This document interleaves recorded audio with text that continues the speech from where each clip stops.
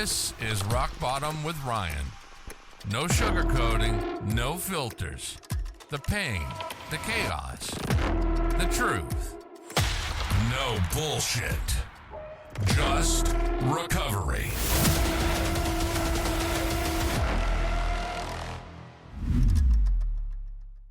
Today's episode is one you won't forget. I'm joined by Keesha, a mother whose life once spiraled so far out of control that alcohol called every shot she took. At one point, there was no plan, no hope, and no way out. But 23 years ago, Keesha made the decision that changed everything. She got sober. What happened next is nothing short of remarkable. She didn't just rebuild her life, she became a force of change for others. Out of her own pain, she built a thriving recovery center that has given countless youth and adults a second chance at life. Keesha's story is raw, powerful, and a living example that the darkest chapters can become the brightest beginnings. This is a conversation about resilience, faith, and the kind of transformation that shakes the ground you stand on. Let's get into it. My name is Keesha Scott, and I'm from Boca Raton, Florida. All right, and how long have you been sober? I'm sober 23 years. And what was your drink or drug of choice? I mean, I dabbled in a few things, but I would say my main choice was alcohol. Can you go into a little depth of what it was like in the early years of drinking, kind of if it started out for fun as a social thing and how it evolved into where you knew it was a problem? Sure. Looking back now, I'm 51, and with 23 years of sobriety, I can look back and see that my drinking was pretty problematic out of the gate. But as a young person, I started drinking around 15. I did not think that it was a problem. I did, however, have some pretty early signs of alcoholism. I would go out and drink with my friends and come home and pee the bed. And I don't think that happens to non-alcoholics. So maybe I should have stopped at 15. But so some things like that were pretty obvious. And then in college, I was often told, that I drank too much, and I always had a boyfriend who wanted me to drink less. So there was a lot of discussion around my drinking. Always. For how many years would you say you were a consistent drinker, and when did it progress from, like, say you were drinking to have fun? When did it become more of a necessity for a while?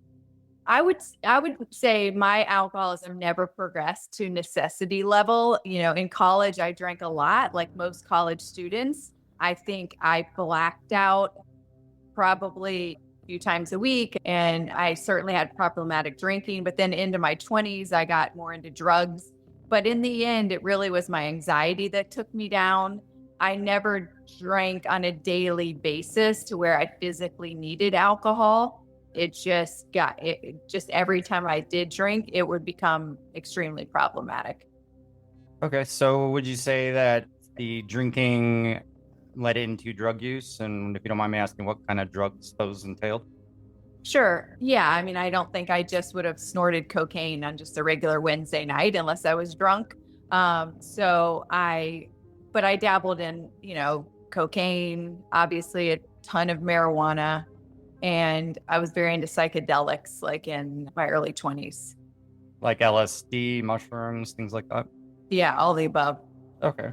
And then when the drug use stopped, did you continue drinking, or did everything sort of stop at a halt? Yeah, because I got in my later 20s or mid 20s, I graduated college and I got into the workforce, and then alcohol just became so acceptable. So it was happy hour, you were entertaining, I was in sales. So it was almost just like the norm. But again, people would drink and get a little tipsy or maybe even drunk at the events we would go to. But looking back, most people weren't taking it where I took it. Okay. And where would you take it exactly? Like, was it everybody would drink pretty casually and be able to stop at 4 or 5, and you would just take it to the next level and be noticeably drunk? Yes, and I would always find the people who were willing to go to that. And you could usually find one person. Yeah, so if it were a work event, it would typically lead into me going out all night with people that weren't involved in my job, and then I'd have to wake up the next day and figure out what we were supposed to be doing, and everybody else would be like chipper with a cup of coffee, and I had just rolled in and I'd be late or unprepared. The anxiety from being unprepared and just knowing just increased over time. And I think the dual life increased over time, because during the day I was somebody who wore a suit and went to a pretty pharmaceutical sales was a really good job to have at that time. But then by night I was partying, till 3, 4, 5 in the morning. And often I would start to feel like I was living two lives, because the people I were working with weren't doing that shit, and the people I was partying with weren't getting up and going to work. So I had, my feet in both lanes, I guess you could say. Did you ever catch yourself drinking in the morning or drinking to get through the day, whether it be work or a non-work day? No, it was not a physical thing at that point for me. I mean, I smoked pot every day, but wasn't a physical There's no necessity. physical dependency. No. Okay. So you've been sober 23 years. What took place, say, when you decided, hey, this is sort of a rock bottom moment? It doesn't have to be a specific moment, but where did you decide, hey, I'm just cutting it out of my life? And what did you do? So probably like 6 months prior to quitting drinking, I sought therapy. This is so long ago that I found the therapist in the Yellow Pages. I found this woman, and pretty quickly she told me I was an alcoholic. Like, now that I'm on the other end of that, generally therapists don't just tell you you're an alcoholic. I'm forever grateful that she did. She said that it turns out she was an alcoholic, so obviously she could spot her kind, but she recommended that I try some AA meetings, that if I wasn't an alcoholic, then I should be able to try some controlled drinking, like it said in the big book. I actually tried that, and I was able to accomplish it one time, but she gave me the big book. I read the big book. I would read it high. And a few things to note. One, when I would read it, it felt like reading your horoscope when it's right, like it just like hit. I knew then that this was for me. But it says in there that you should try some controlled drinking if you don't think you're an alcoholic, something like that. I went to the local bar. I wore my suit and I brought my laptop because I wanted to, which I often did, I think, to make myself feel like maybe I was important or that I had somewhere else to be. But I ordered one martini, and then my goal was to go to the movies after. And I did accomplish that goal, but I will never forget that feeling as long as I live. It almost felt like someone scratching your back, but with no nails. Like, you're just like, fucking get in there. You know what I mean? Like, the having alcohol and not being able to go further. And that is the one and only time I was able to accomplish it. But I was so hell bent on telling this woman that I was able to do this. But it was a fucking miserable experience. And what I learned was that when I try and control my drinking, I can't enjoy it. And when I try to enjoy my drinking, I can't control it. That is beautifully said. I can completely relate to that. Yeah. So for me, it was just, I had to be in one or the other. Either I was going to control it and it wasn't going to be enjoyable, or I was going to enjoy it and there were no breaks.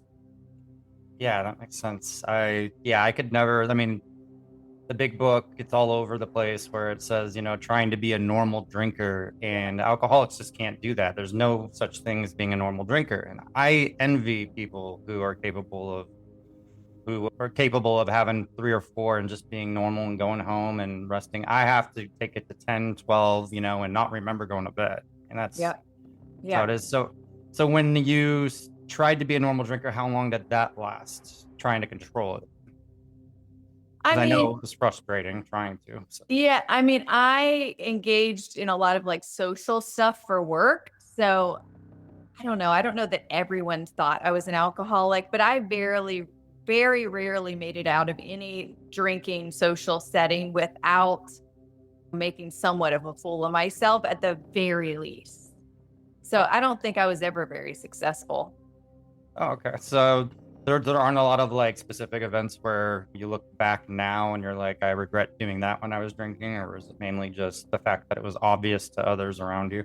Oh no, there's a lot of there's a lot of regrets. Oh, I mean, I drove drunk on a regular basis in a company car, which I mean, the fact that it's a company car isn't even the bad part about that. I was extremely reckless. I'm surprised that I made it out of my 20s. And I just had no fear and no real concern for my life, you know. So, yeah, between alcohol and cocaine, I mean, I did plenty of things that I certainly wouldn't tell my kids about. understandable. How do you think it played a role in the kind of relationships you got into, the friendships? How did that change when you got sober compared to when you were in your drinking partying days? Well, this is interesting because I come from a very good family. I have three brothers who are all successful and happy. And like I grew up with zero money, but a lot of love. And I do think that that laid the foundation for me. So throughout my drinking, I seemed to always be attracted to people who were somewhat healthy, like especially dating wise, because I think I knew that I was unhinged and I needed to be like cared for, you know? Yeah. So I kind of like put myself with people who would take care of me. That was, I mean, thank God. But as my alcoholism progressed towards the end, I did like to be alone more, or I like to be around alcoholics. And so I would end up at 4 a.m. at these dive bars where like only alcoholics go, because at that point, I wanted to go so dark and so hard. And I knew if I was around any of my friends or family that they, A, would have been horrified, and B, wouldn't have let it happen. So as my alcoholism progressed, so did, you know, the choices that I made in that direction. So you've had all your kids since you were sober? Yep. Oh, I okay. actually have had a harder time in sobriety just based on life. I mean, I got sober at 27. I married a guy I met in the meetings, and he ended up dying of a drug overdose when we were both 7 years sober, and he decided he could start drinking beer. And he was originally a meth addict. And he always said that if he ever drank again, he would die. I thought that was a bit dramatic. I thought there'd be like some shit in between, like a DUI or something. He literally started drinking and died 3 months later of a drug overdose. So all of that happened in sobriety. I got married in sobriety, had kids in sobriety. He died in sobriety. So if anything, I think my story could speak more to staying sober no matter what, because I have faced a lot of pain in recovery, and I've leaned hard on meetings and sober people, because I drank originally, and I believe we all drink because we can't cope with our feelings. And when the feelings that I had to cope with in sobriety were very, very difficult. So without support, I mean, I don't think I would have been able to do that. Yeah, that was my next question, because that is extremely tragic, and I'm sorry to hear that. And the fact that he was sober for a length of period with you, you know, you guys got to grow sober together and start a family. I mean, that is really difficult. How did you handle that emotionally? With you have obviously the right support around you, but did you ever have any moments of weakness where you thought maybe you'd go back to the bottle or anything like that? I think being a mom kind of took over, and my children already have a father who died, and I just was committed to being the opposite, really. I can't say that I haven't had moments of wanting to escape, but I have not had moments where I felt that alcohol was an option. I've definitely had weak moments where I've needed a tremendous amount of support, but I know that if I drink, then I have just more problems, you know? Yeah, it's not worth the consequences. You said you were reckless during the drinking period. Were there many arrests? You said you got a DUI. Was there more than that? No, I never had a DUI. I was just saying I would Oh, have. drinking and driving. I mean, I've been to jail a few times, like overnights, you know, like just the little short stints for like stupid shit. And Were those drinking related? yes, Oh, yeah. okay. Can yeah. you describe one of the events? Like stealing? I got in trouble for stealing, but mostly just because I was too high to deal with the counter, and then some other shit that's like stupid. But Yeah. yeah, so not stuff that I'd really want to talk to my kids about, No, but I completely understand. the stuff that has helped me parent teenagers, I will say, though, from Yeah. understanding more, but also knowing kind of more what to look out for. And you can't outparent genetics, though, I'll tell you that. What was going through your head in that 24 hours before you quit, and how hard was it after the controlled drinking? How long was that process to actually quit altogether, and how difficult was that? So I would say like the last few years of my drinking, it was progressively getting worse. I was drinking more frequently. When I drank, it was not good. My anxiety was increasing so bad that I was starting to have more like panic attacks and stuff like that. And so the last 6 months I sought therapy, and it just took me a little while to like come to the realization that that was my reality. I couldn't imagine a life without alcohol and having to like commit to this concept of never again. Towards the end was nothing that crazy. The last night I went out with a girlfriend of mine who does not have a drinking problem. And it started at noon during the day. And I convinced her we should have a drink at noon. And then that's what I would do. I would convince whoever I was with to, because I needed a partner. It was probably like 5 or 6. We were at the last bar and she said, look, we got to go home. You have to work with your boss tomorrow. And I just said, I'm not going home. We got into a big argument and I stayed there. Like I was just unwilling to stop when I got started. And she said, don't call me tomorrow crying. I'm done doing this with you. And she left. The night did not end very well for me. And I did call her the next day crying. And I chose to go to a meeting that day based on the suggestion of my therapist that she'd been suggesting for 6 months. It turned out to be a Sunday. And I that was a Friday. I went to my job. And then that Sunday I went to a meeting. It was called a young people's meeting. And I went into that meeting and I just felt like seen. My whole life, I have a great family. I have great friends, but everyone kind of looks at me like with their head tilted, like they love me, but they're a little like Jesus, And when I went to the meetings, when I would share, people would nod, much like you're doing now. And it just felt like, oh my God, no matter what I said. And at that point, I felt so insecure and so inadequate because I was in this like life where I was supposed to be working and wearing a suit, but really I was out drinking all night, being irresponsible. I was a terrible employee. And so my self-esteem was like about this big. So by the time I got there, I needed that love and support so much. And I have just valued it. So I've never left because for me, that's where it's at, Yeah, I was in a meeting actually right before this interview we're doing, and today usually I have something planned out that I want to talk about at every meeting, regardless of the topic. I will try to relate it to the topic. And today I went in and I said I didn't have much to say, but after hearing a few people talk before me, it immediately just gave me things I could relate to. And that's the beauty. The beauty of those meetings is that you're never alone in those. And it does help you build your self-growth, self-esteem. I mean, I walk out feeling like $1 million every time. Yeah.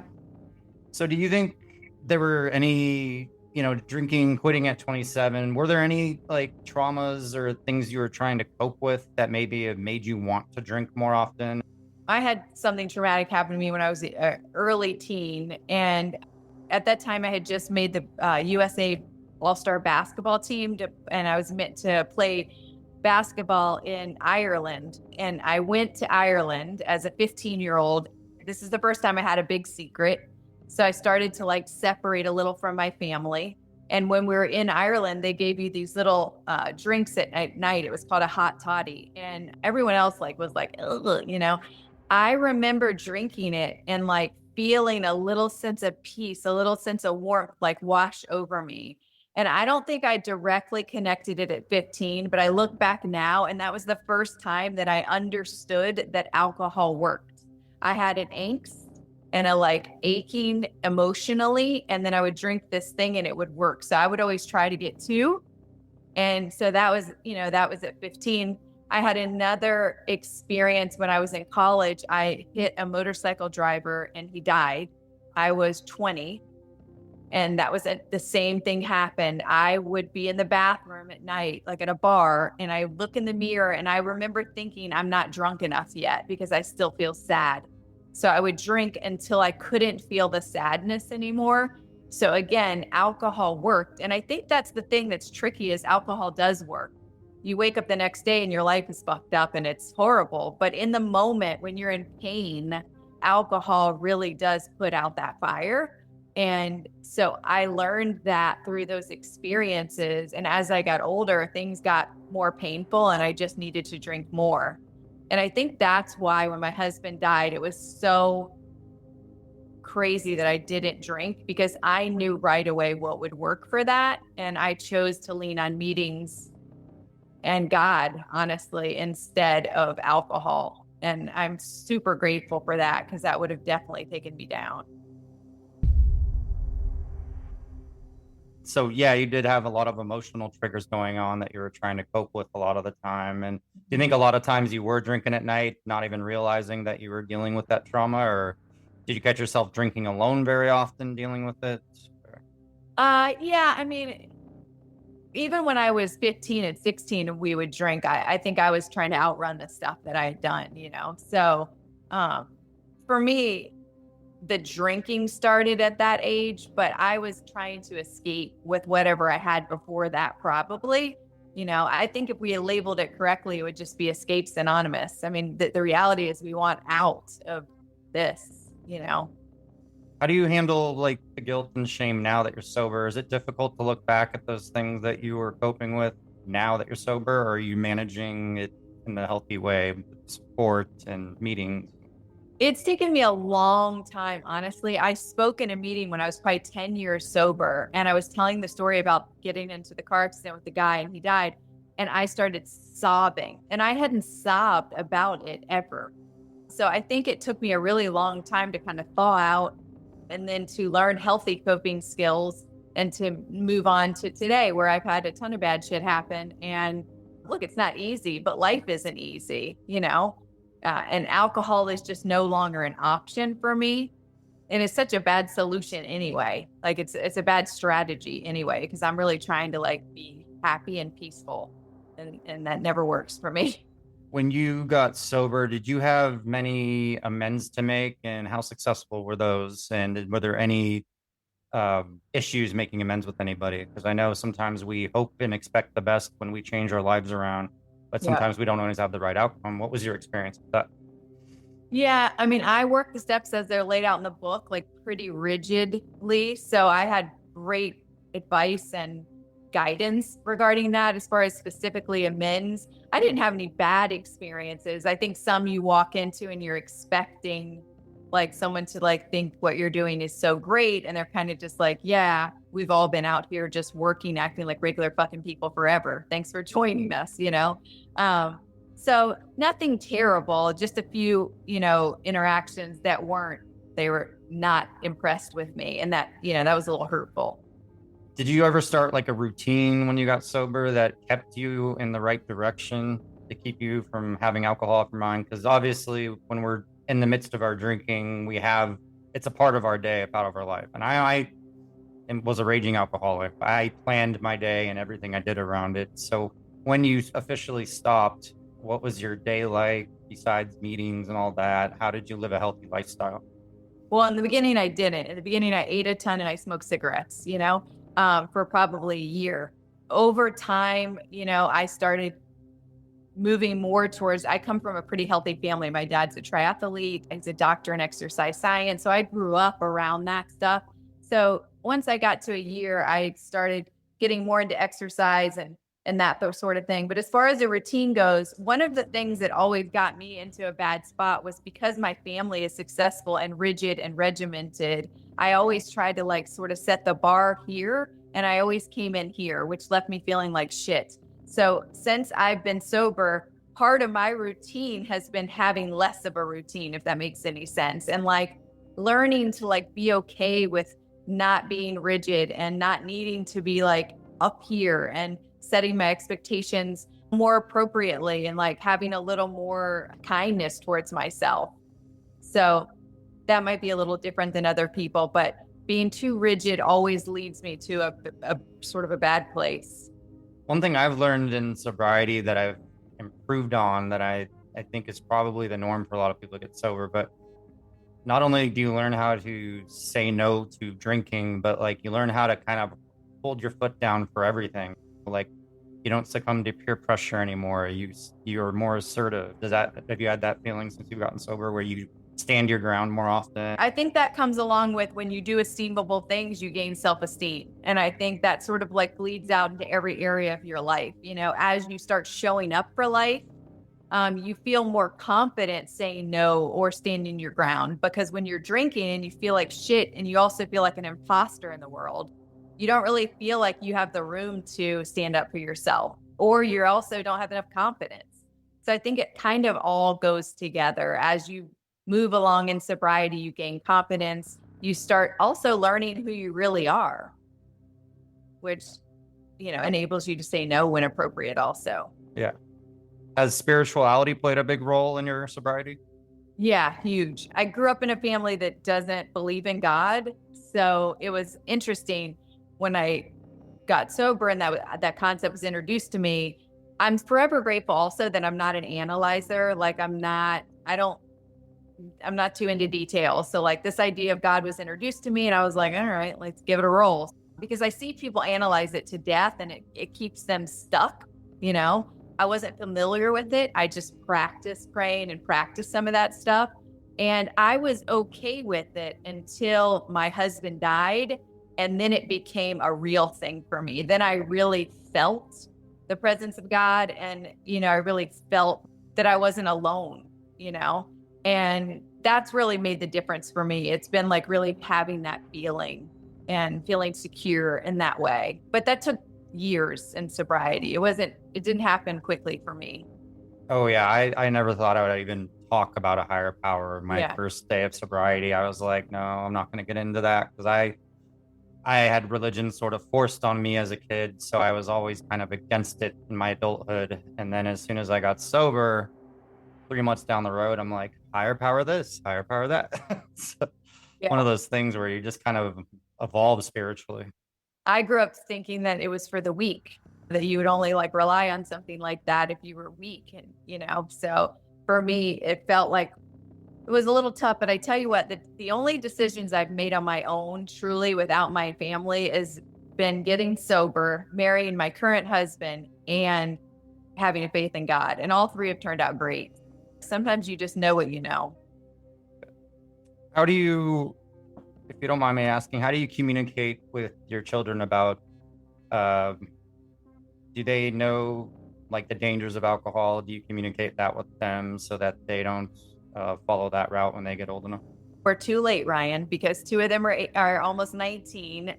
Both of them have had their experiences. Originally, I was quiet about it because I was afraid that because their dad had died of a drug overdose, they might feel unsafe. But when they turned about 16 and I realized that they were dabbling in alcohol and weed, and I needed to be able to say, like, I know what you're doing. I understand how you feel. I brought them to see me pick up my 20-year medallion.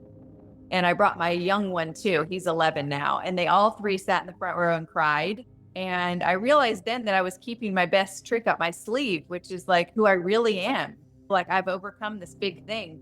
And so since then, I've been open with them. My 18-year-old son is now in treatment, actually, which has been, you know, when you're a parent, you'll know it's the thing you worry most about from the day they pop out. And it's been very scary and hard. And that's why I say you can't outparent genetics, because I sure fucking tried. And, you know, it is what it is. But I'm starting to realize the coolest people I've ever met are sober. I mean, my husband and I own Guardian Recovery, which is a behavioral health company. We have 17 facilities around the country treating substance abuse and mental health.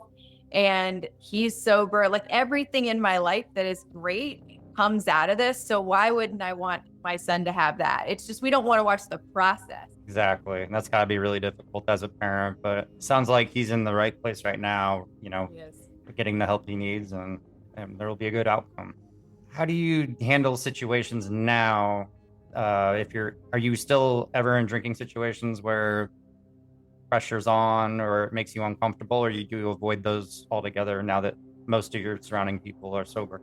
Well, it doesn't make me uncomfortable. I kind of enjoy it a little bit. I don't know if that's some sick thing about me, I do but too. yeah, I like to turn it up a little bit. And so, a lot of my high school friends, I grew up in Boca, still live here. So a lot of my high school friends drink. We go out and they drink, or like my 50th birthday party, everyone drank. I served alcohol at my wedding. I'm not uncomfortable at all. Maybe earlier, maybe in my earlier sobriety. Well, early I was definitely uncomfortable, but then in the middle, I was more feeling left out than uncomfortable. And now I'm just like old and I don't give a shit. But that also evolves over time.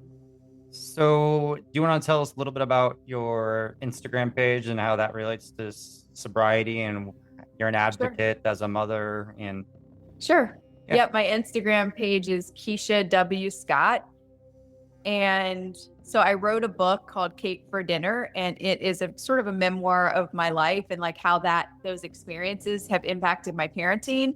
And then I too started a podcast called Cake for Dinner, interviewing mostly moms who are like wearing all the hats, doing all the things. And then, like I said, my husband and I founded Guardian Recovery in 2008. So we're busy building, a sober empire over here. Wow. So Guardian Recovery is a inpatient or outpatient? We have all levels of care. We're Wow. in like 7 states. We have all levels of care. It started he was an interventionist and he would put people in treatment.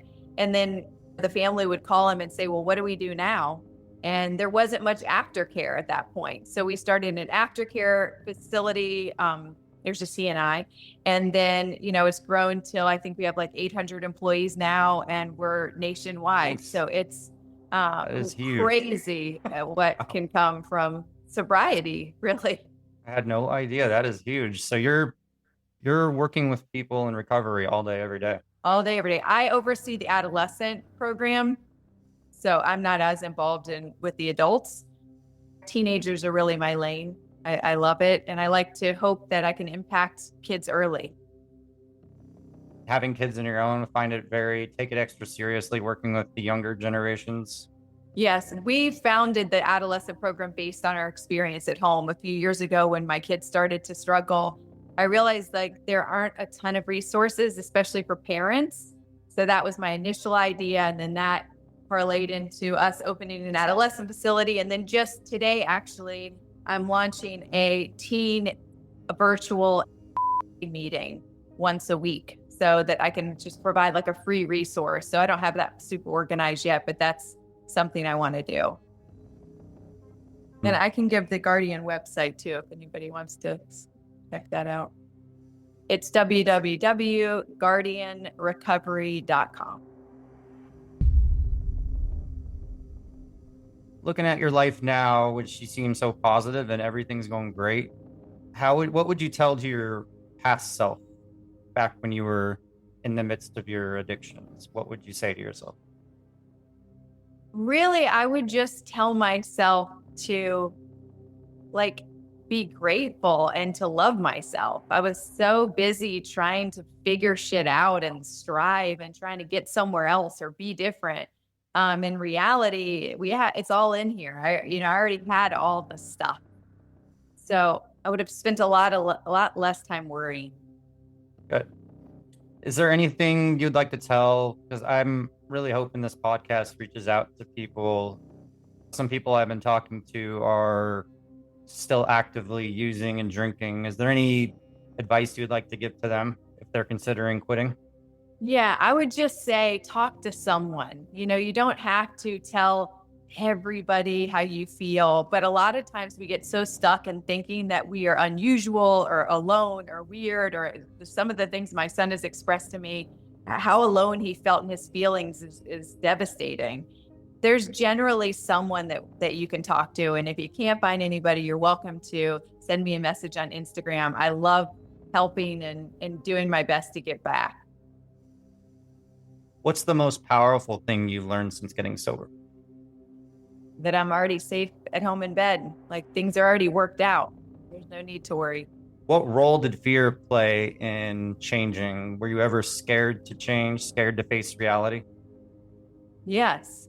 Yeah. scared not to have alcohol, scared not to be funny, scared not to be able to dance, scared not to be able to socialize. I mean, just a tremendous amount of fear that without alcohol, I would just like not be able to live and have an enjoyable life. You did mention earlier a little bit, but do you ever think that alcoholism or drug use would have killed you at some point? Oh yeah. My grandfather died cirrhosis of the liver. My uncle died at 43 of cirrhosis of the liver. And my dad says they all started like me. So I think I think eventually I would have needed to just keep chasing that dragon, you know. How did your lowest point of before you quit, how did that affect your sense of identity? So I grew up in, like I said, a really good family with a great value system. And the more I drank and the more drugs I did, and the longer I went down that road, the more things I did that didn't align with that value system.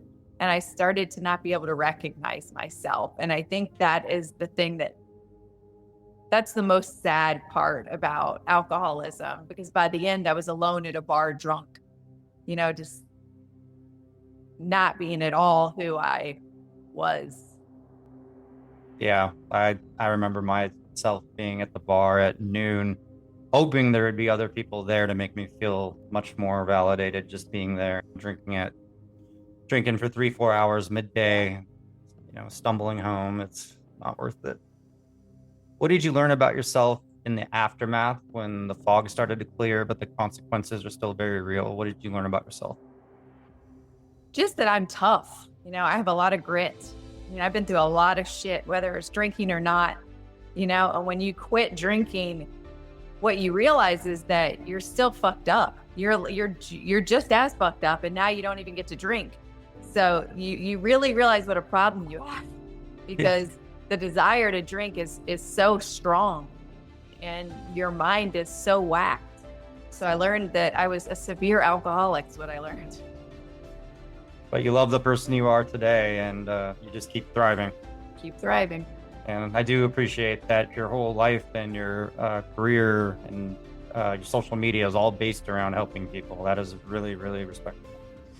Thank you. You gotta pass it on, Yep, that's what I'm trying to do. So I really hope people start to find this show valuable, hearing different stories from different backgrounds, different people. So I'm hoping that's awesome. the case. My dad always says, don't define yourself by what you don't have. I like that, and I can relate to recovery very well.